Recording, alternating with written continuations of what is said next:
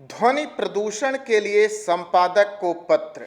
प्रिय छात्रों, Verde Hindi classes में आपका स्वागत है।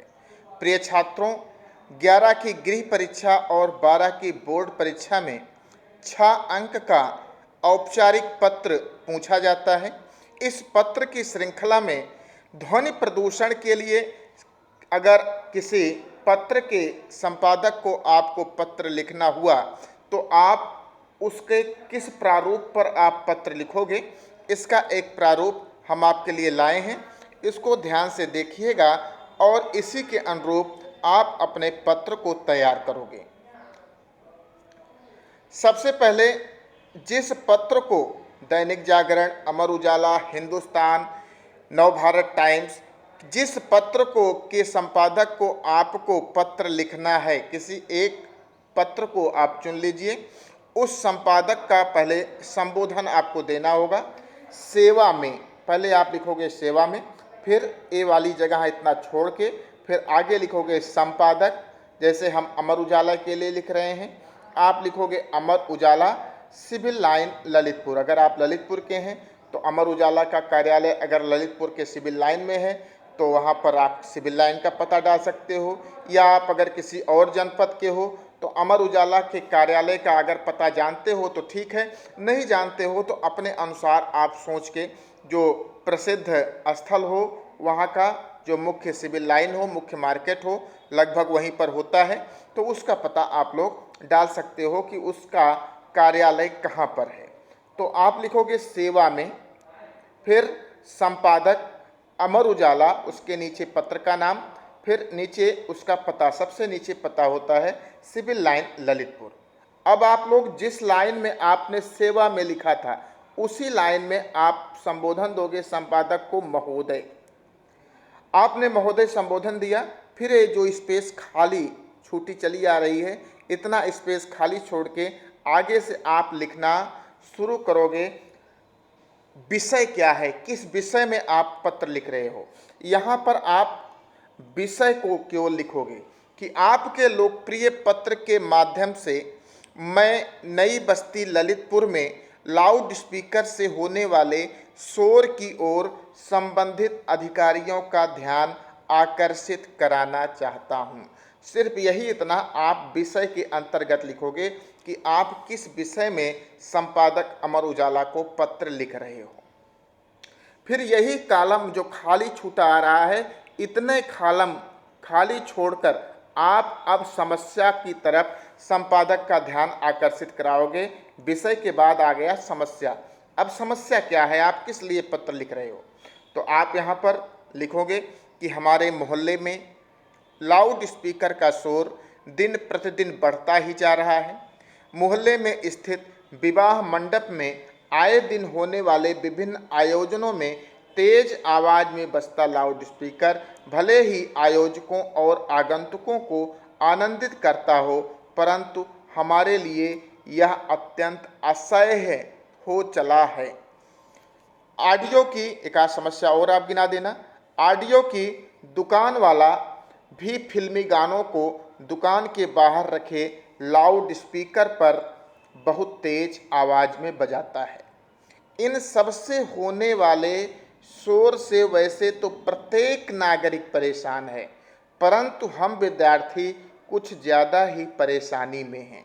हमारी वार्षिक परीक्षाएं निकट हैं, परंतु शोर के कारण हम अपनी पढ़ाई समुचित रूप से नहीं कर पा रहे हैं। यहाँ तक आपने संपादक को अपनी समस्या से अवगत कराया। 3 चीज़ें, पहले आपने संबोधन दिया, फिर उसके बाद विषय, किस विषय में आप पत्र लिख रहे हो, फिर उसके बाद समस्या से आपने अवगत कराया और इस समस्या का निदान क्या हो सकता है, उस निदान के प्रति या आप कह सकते हो उपसंहार के प्रति आप अंतिम लाइन में लिखोगे। जितना कॉलम आप छोड़ते जा रहे थे उतना ही कॉलम छोड़ के आगे से आप लिखना शुरू करोगे कि मैं इस पत्र के द्वारा आपके समाचार पत्र के माध्यम से कानून व्यवस्था के लिए उत्तरदायी अधिकारियों से आग्रह करता हूं कि वह लाउड स्पीकर बजाने पर तुरंत प्रतिबंध लगाएं, जिससे मोहल्ले के नागरिकों और विद्यार्थियों की परेशानी दूर हो सके। इसी के नीचे आप दिनांक डाल दोगे। जो भी दिनांक में आपकी परीक्षा है वो परीक्षा की दिनांक यहाँ पर आपको डालनी है कि इस तारीख को आप पत्र लिख रहे हो, आपकी परीक्षा की दिनांक यहाँ पर पड़ेगी। और यहाँ पर दूसरी तरफ आप प्रार्थी ना लिखकर यहाँ पर अब आप लिखोगे भौदीय। अब तक आप नौकरी के लिए आवेदन पत्र देते थे तो प्रार्थी लिखते थे, अब यहाँ पर नौकरी के लिए आवेदन पत्र नहीं है, यहाँ पर जो है आप किसी संपादक को, किसी पत्र के संपादक को पत्र लिख रहे हो तो यहाँ पर आप लिखोगे भौदीय। भौदीय में यहाँ पर आपका नाम लिखा जाना चाहिए, लेकिन चूंकि आप गृह परीक्षा या बोर्ड परीक्षा में बैठ रहे हो तो भौदीय में अपना नाम न लिखकर आबासा या XYZ कुछ भी लिख सकते हो।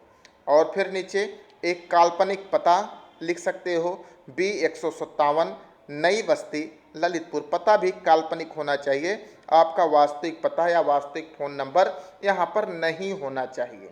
तो इस प्रकार से कुल इसका प्रारूप जो हुआ, सबसे पहले आपने संपादक को संबोधन दिया, सेवा में आपने जहाँ लिखा वो वाला कॉलम आपने खाली छोड़ दिया। फिर पहली लाइन में आपने लिखा संपादक, दूसरी लाइन में संपादक किसके, अमर उजाला के या दैनिक हिंदुस्तान के या दैनिक जागरण के या नव भारत टाइम्स के, किसी के भी आप चुन सकते हो।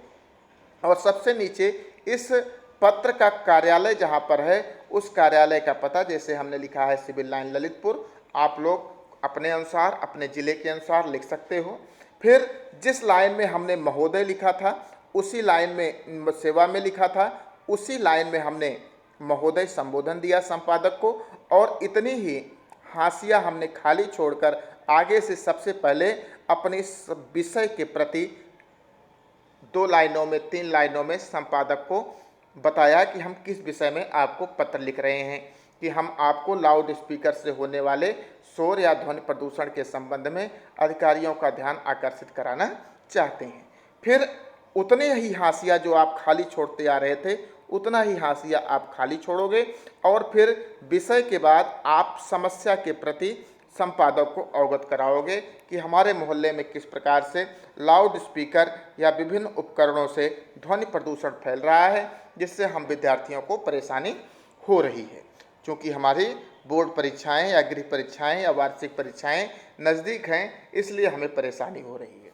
और सबसे नीचे की लाइन में आप उतना ही हाशिया छोड़कर पुनः अगले पैराग्राफ से लिखना प्रारंभ करोगे और समस्या के समाधान, निदान या उपसंहार के प्रति जो है संपादक को आप लिखोगे कि मैं अधिकारियों का ध्यान आकर्षित कराना चाहता हूं कि वह लाउड स्पीकर बजाने पर तुरंत प्रतिबंध लगाएं, जिससे मोहल्ले के नागरिकों और विद्यार्थियों की परेशानी दूर हो। आप पत्र के बाईं तरफ परीक्षा की तारीख वाली डेट डालेंगे और पत्र के दाहिनी तरफ प्रार्थी न लिखकर भौदीय लिखेंगे, अपना नाम न लिखकर XYZ या आबासा लिखेंगे और एक काल्पनिक पता लिखेंगे। यह आपका पत्र पूरा हो गया,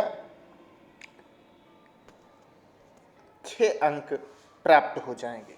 तो प्रिय छात्रों, ये इस प्रकार से ध्वनि प्रदूषण के लिए या प्रदूषण के लिए भी अगर आपको संपादक को पत्र लिखना हो तो इसी प्रारूप पर आप किसी भी वायु प्रदूषण, ध्वनि प्रदूषण या मृदा प्रदूषण के संबंध में संपादक को आप पत्र लिख सकते हो।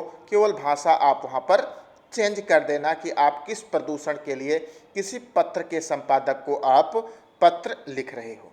तो प्रिय छात्रों, ये इस प्रकार से हमने बहुत छोटे रूप में आपको ध्वनि प्रदूषण के लिए पत्र लिखना सिखाया। आपको यह पत्र कैसा लगा इसके बारे में अपने कमेंट अवश्य कीजिएगा और लाइक भी अपने अवश्य करते रहिएगा। धन्यवाद।